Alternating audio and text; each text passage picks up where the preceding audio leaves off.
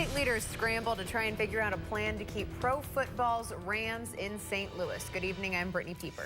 And I'm Jim Reek. Thanks for joining us. Fans want to know, are the Rams staying in St. Louis or will they move to Los Angeles? KOMU8's Target 8 Chief Investigator Jamie Gray is here. Your team not only talked to fans, but also politicians. Yeah, this team has spent the last several weeks looking into this, looking and talking to state leaders, business leaders, and also, of course, Rams stakeholders who really want to know what's going to happen here. Now, they found the solution to the stadium scenario is a lot more complicated than you might think.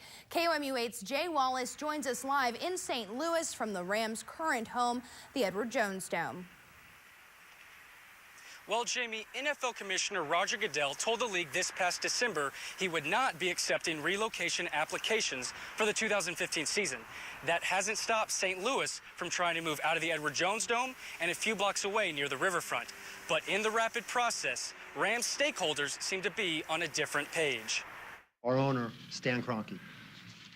The last time Rams owner Stan Kroenke talked to the public was in 2012 when he introduced Jeff Fisher as the team's new head coach. I don't really wait a lot before I tell people kind of how I feel. More than 3 years later, everyone is attempting to suggest, assume, and even predict just how Kroenke feels. What we do know is the Missouri billionaire bought a 60-acre lot in Inglewood, California sometime this January, in all likelihood for a football stadium. You don't go through all that just for a leverage move. He wants to move the Rams to L.A., to Inglewood. In December, Governor Jay Nixon assembled a task force to look at the Rams situation. On the task force, attorney Bob Blitz and former Anheuser-Busch executive Dave Peacock are working to come up with a plan for a new St. Louis stadium. These are the renderings released in March of what the proposed stadium would look like. The biggest frustration on the part of the Rams has been no activity from the state, the city, and the county.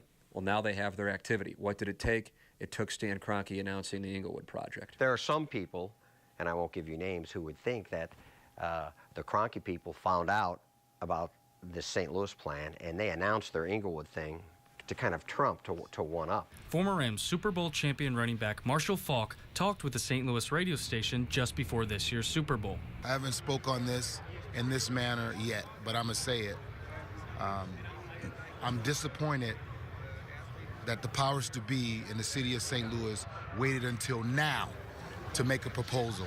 I'm standing where the new stadium is proposed to be built. Nixon made a verbal agreement with Terminal Railroad to make changes to this rail line, saying it would cost $3 million. We're very reluctant to actually put an amount on that. Terminal's chief director says he doesn't know what soil his company would be dealing with. Jay Nixon also said he's talked to all business owners who would be affected by the stadium plans. But right here on the corner of the stadium proposal is a restaurant owner who must have missed that conversation. We really have not heard from anyone directly from the governor's office or from the Regional Sports Authority.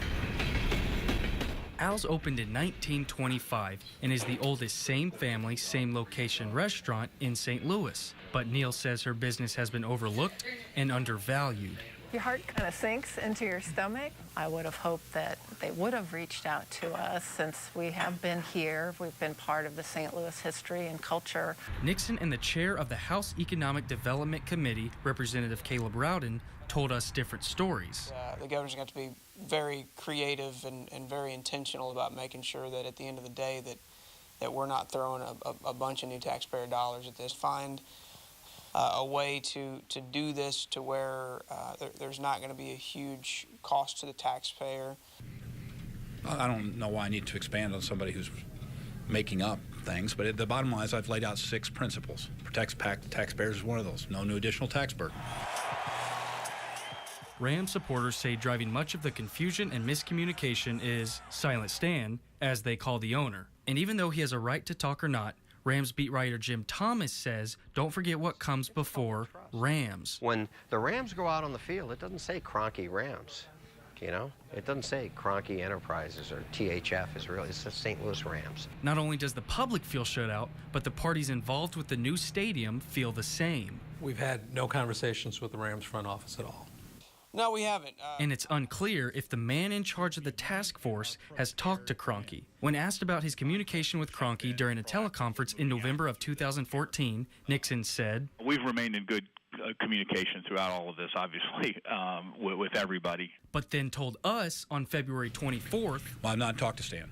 Whatever the future holds for this franchise, most people just want answers. Stan Kroenke just issuing a statement. Anything would be more valuable than a 10-win season because the people of this city are convinced that he's taking this team and moving it.